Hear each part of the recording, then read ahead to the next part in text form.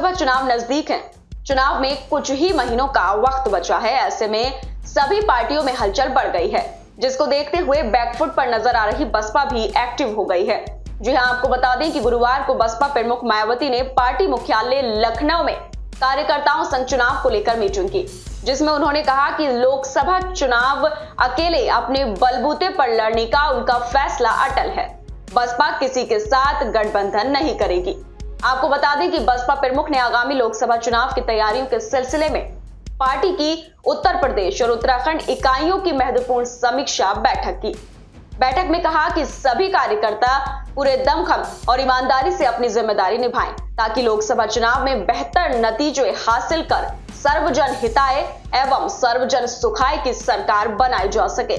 मायावती ने आगे कहा कि अगला आम चुनाव दिलचस्प और संघर्षपूर्ण साबित होगा, जिसमें बसपा की भी अहम भूमिका होगी। वहीं मायावती ने कहा कि केंद्र की और उत्तर प्रदेश सहित विभिन्न राज्य सरकारों की संकीर्ण जातिवादी जन विरोधी नीतियों एवं कार्य प्रणाली की वजह से राजनीतिक हालात तेजी से बदल रहे हैं। लोग किसी एक पार्टी का वर्चस्व नहीं चाहते, बल्कि वह बहुकोणीय संघर्ष का रास्ता चुनने को आतुर नजर आ रहे हैं। इस दौरान मायावती ने देश की सियासी स्थिति का भी जिक्र किया। मायावती ने कांग्रेस, बीजेपी और समाजवादी पार्टी को लेकर भी बड़ा बयान दिया।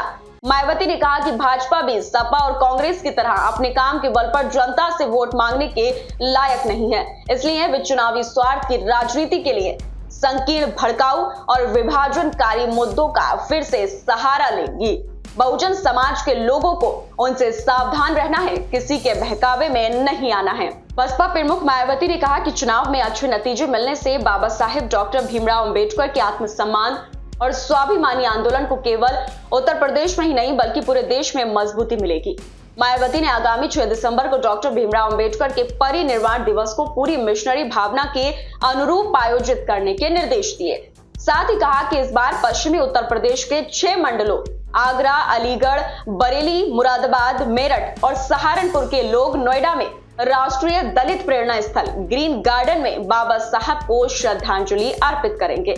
उन्होंने कहा कि शेष 12 मंडलों के लोग लखनऊ में डॉक्टर भीमराव अंबेडकर सामाजिक परिवर्तन स्थल पर डॉक्टर अंबेडकर स्मारक में उन्हें श्रद्धा सुमन अर्पित करेंगे। दरअसल लोकसभा चुनाव के लिए अब कुछ ही महीनों का समय बचा है।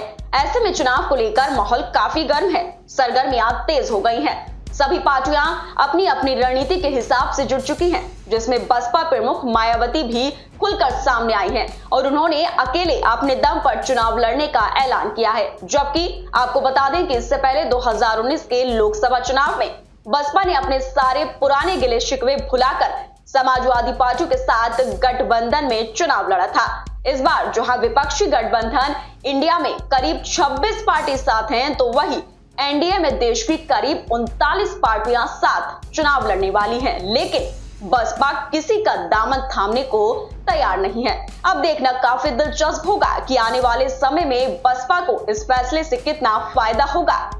फिलहाल इस खबर में इतना ही। बाकी अपडेट्स के लिए बने रहिए न्यूज टाइम के साथ। और अगर आपको हमारी वीडियो अच्छी लगी हो तो चैनल को लाइक करें, साथ ही दोस्तों के साथ शेयर करें और सब्सक्राइब करना बिल्कुल ना भूलें। नमस्कार।